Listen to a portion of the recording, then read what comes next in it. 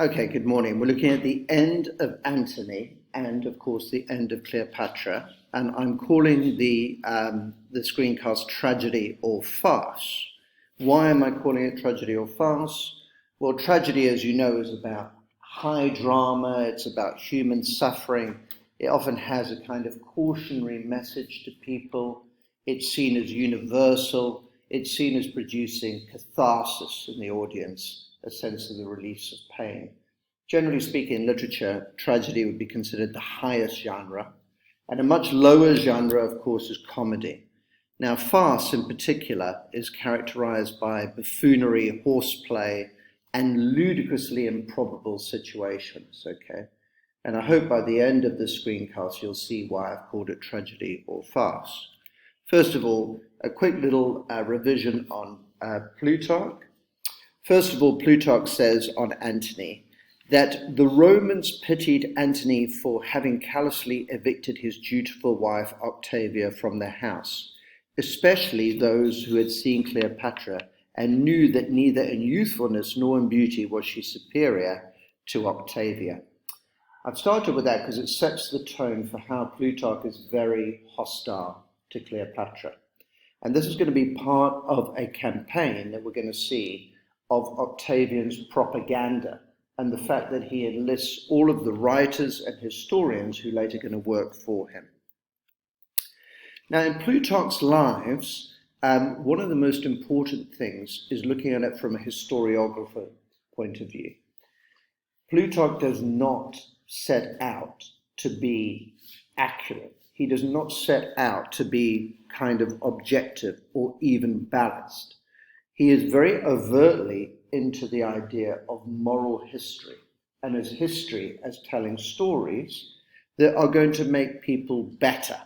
So you're going to notice that there's quite a sententious, quite a moralizing quality to a lot of Plutarch's history. And I think Plutarch, more than anybody, is the one who's going to set this archetype up as Antony and Cleopatra as figures of vice and indulgence and erotica. And by contrast, Octavian representing stern Roman discipline, etc. Interestingly enough, as I say here, Plutarch drew parallels between physical appearance and moral character, which is quite an interesting kind of non-scientific thing to do. Now, I just wanted you to look at this picture very carefully for a second, because I think it says a lot. If we read this picture semiotically, if we look at the language that is behind this picture, it seems to me that we have this stern Roman over here, Octavian this is. You'll notice that he's dressed in a kind of Roman military gear. What's interesting is that Cleopatra here almost seems to be exposing her breasts to him. You notice this? And this seems to me part of a depiction of the East and of Cleopatra as this idea of using sexual vice and erotica. Now, in the case of Antony, as you know, Octavian employs all of his devious arts to have Antony depicted as a Roman who succumbed to the charms of the East and lost his way. By contrast, this picture shows Octavian completely unmoved by this display of tempting sexuality. And I think this tells a story. How much reality there is in this, we will never know. The important thing is that this is the depiction of these characters that will last throughout history. And one of the main propagators of this myth is Shakespeare in his play Antony and Cleopatra. And we will look at some scenes of it if we have time. Now, Shakespeare relied almost entirely on Plutarch's depiction. So we have this idea of an Asiatic Eastern sensuality, which is characterized by things like witchcraft, darkness, sexuality, drunkenness, incense. And by contrast, a kind of Roman idea of discipline and order. Very interesting, because you'll have seen earlier, Alexandria was considered to be the greatest city in the world. laid out on rational principles, etc., whereas Rome was kind of quite haphazard and quite fragmented in terms of its design. It's interesting to see how myth works and how often it actually contrasts with the facts, with reality. Now, Plutarch in chapter 24, writing on Antony's licentious nature, says, "Thus, while Caesar in Rome was wearing out his strength amid seditions and war, Antony, with nothing to do amidst the enjoyments of peace, let his passions carry him easily back to the old course of life that was familiar to him." And he goes on to talk about a whole Bacchic rout of the like Asiatic exhibitors, far outdoing in license and buffoonery the pests that had followed out of Italy. And he ends by saying, "The whole of Asia was like the city in Sophocles, loaded at one time with incense in the air, jubilant songs, and outcries of despair." So here we see the East being characterized as irrational, as screaming, as having no kind of emotional control whatsoever. And this is going to be part of a pattern of propaganda that you're going to see working throughout all of the Augustan poets and artists and historians. Now, you'll recall before that often historians, when they're talking about Antony and they're talking about Octavian, speak of Dionysus and Apollo. However, we know from Suetonius that Octavian was notorious for sleeping with other senators' wives.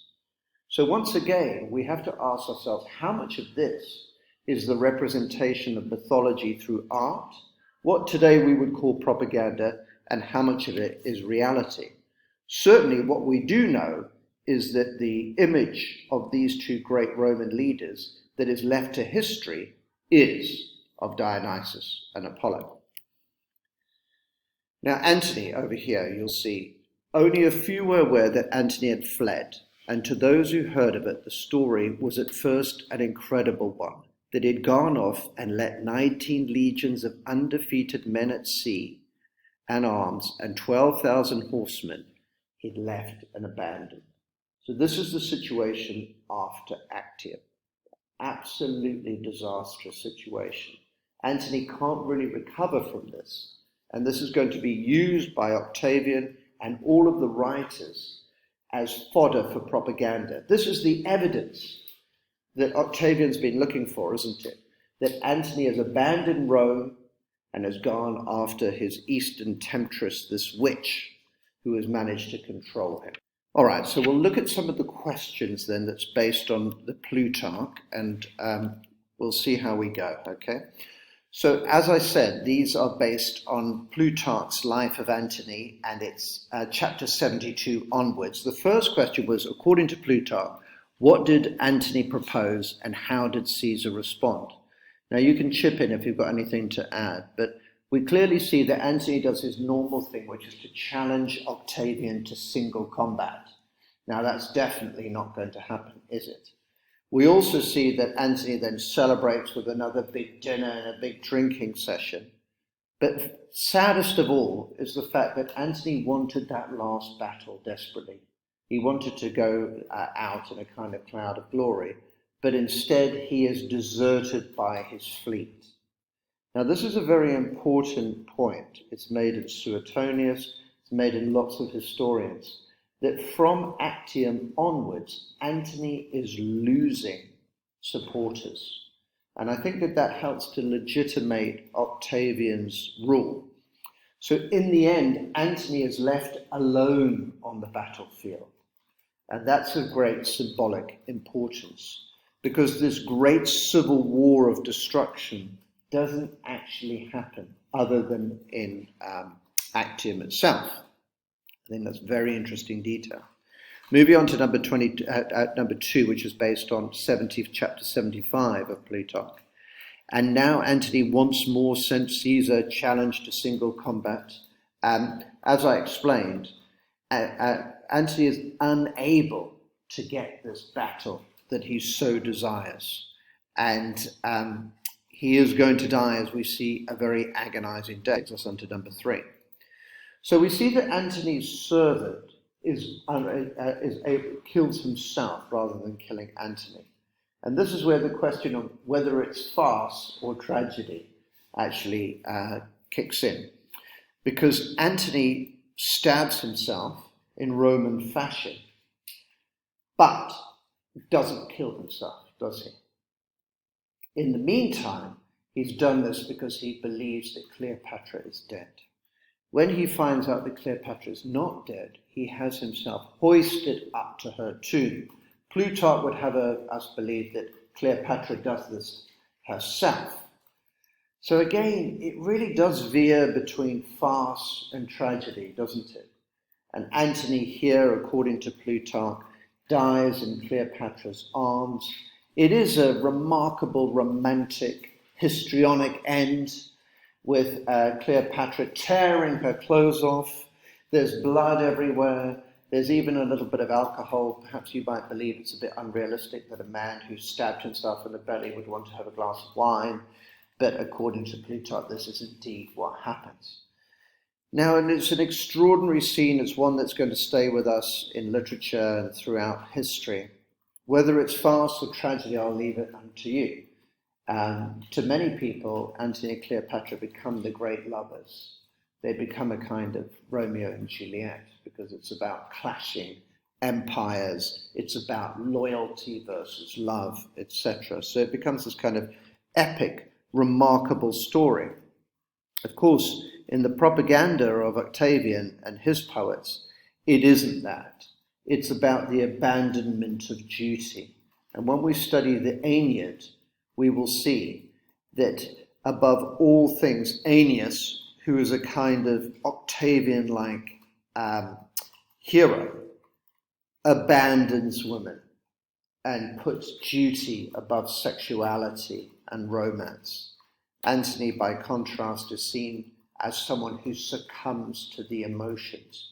This is going to be very important because we will look at Edward Said's book, Orientalism, at some stage, in which the West depict the East as lazy, erotic, sensual, and anti-discipline, etc. And this is one of the big moments in history where this myth is created. So I asked in question number 4, with close reference to Plutarch, why do you think Cleopatra's death is so famous, or rather infamous? Once again, it has all of the ingredients of drama, doesn't it? That she's unable to stab and kill herself like Antony. And so there's this extraordinary story of how she is so cunning, so calculating, that she's able to get this dish of figs into her prison and then get the asp, the snake, to bite her and to kill her. According to Plutarch, we don't know if this is true or not. But of course, he uses all the prurient, sensationalist elements of this extraordinary story to help set up this vision. That said, it is interesting that Plutarch tells us that Octavian had a grudging admiration for Cleopatra. She does in the end die like a queen. And the reason why she's so desperate to kill herself is when she learns that she will be part of Caesar's triumph in Rome. And she says to herself, she would never suffer that kind of indignity. So in a sense, she does die like a Ptolemaic monarch in this kind of fitting end for someone of her status. Now, we're told in Plutarch that Octavian's reaction to Antony's suicide is one of grief. However, I wanted you to see how clever Octavian is in terms of his public image. Now, if we're to believe Plutarch, after Antony's suicide, Octavian calls his generals together. He then took the letters which had passed between them and read the letters aloud, showing how reasonably and justly he had written, and how rude and overbearing Antony had always been in his replies. Now it's interesting because the sources here show, if we read between the lines, that Octavian is always looking at public image, isn't he? even at this moment, supposedly when he feels grief and sadness for his fellow Roman, he wants to justify things. It's almost like he understands that history will judge him, and he choreographs the scene once again, showing himself to be the reluctant killer of Antony. And this is going to fit into the whole narrative of what Mary Beard calls the transformation of Augustus. Because when Octavian does transform to Augustus, he does not want to be remembered for civil war and violence. We've already said and seen in Res Gestae, there is very, very little mention of civil war and violence. And I think that's very much in keeping with the way that Octavian wants to be remembered. And we see it in the source here, don't we? Now, Cleopatra's suicide did not immediately follow Antony, as we know. Instead, according to the sources, Plutarch in particular, she tries to negotiate. And it is only when she realizes that there will be no negotiation, and only after Caesarion is butchered by Octavian. Again, that's one of the few mentions in the sources of violence. Now we know, don't we, the reason why Caesarion had to die is there could not be two Caesars. So he's butchered. And I think at this point that Cleopatra realizes that there's no possibility of her keeping Egypt or keeping a role. We know that earlier Antony had asked Octavian whether he could continue to live as a private citizen, and Octavian had made it very clear that he couldn't. So this leaves Octavian Supreme, doesn't it? The funeral was grand for Antony, we're told. There was a day of mourning throughout Rome. Very interesting. This was partly due to Octavian's respect for Antony, and partly because it showed the Roman people how benevolent Octavian is. Now, if we remember that Julius Caesar was often thought of as the man of clementia, it seems as though Octavian now is also trying to reconfigure his personality to be the man of clementia. Caesar did one big mistake when he beat Pompey, and that was to have a triumph where he showed evidence of civil war as part of that triumph.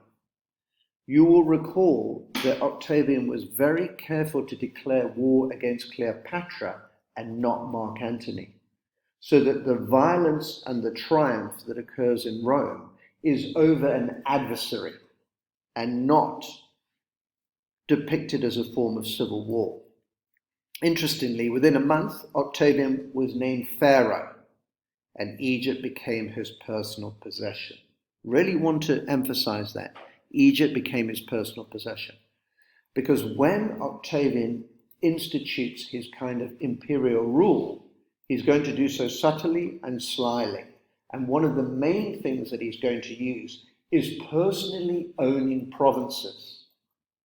Not personally owning Rome, but controlling provinces, controlling the money, and funding his imperial rule through that way. I've called this an Eastern death because I think that Cleopatra's death allows the full force of propaganda to occur. She will be vilified by Roman poets as a sensualist, as a despot, as a kind of queen-like figure. It's ironic that this happens as Augustus takes over as emperor, so he vilifies a different kind of monarch, and he contrasts his own rule with hers. Throughout history, according to Roman historians, Cleopatra will be a crafty woman who transgressed by going into the man's zone. She will also be depicted as a siren who undid a great Roman, Antony. So her image is going to be rubbished throughout history. There's an excellent article which I will leave you to read here about Cleopatra is a kind of femme fatale figure. And we'll see this when we do the Aeneid, and we'll see how powerfully this representation lasts.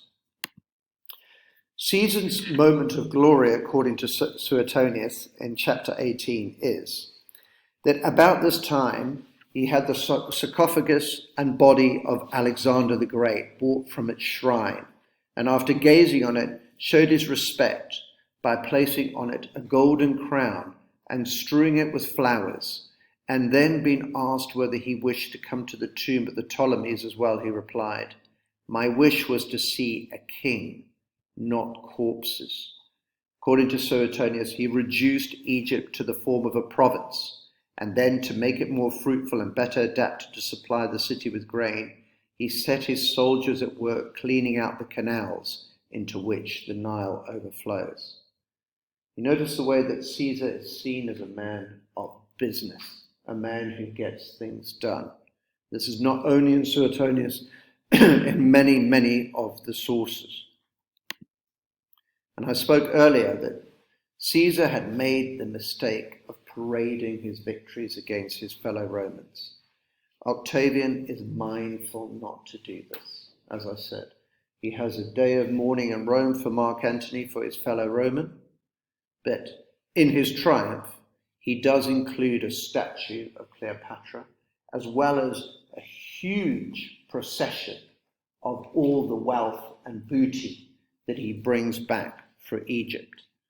And I'm going to end by just saying what a masterful choreographer of scenes Octavian is. Thank you.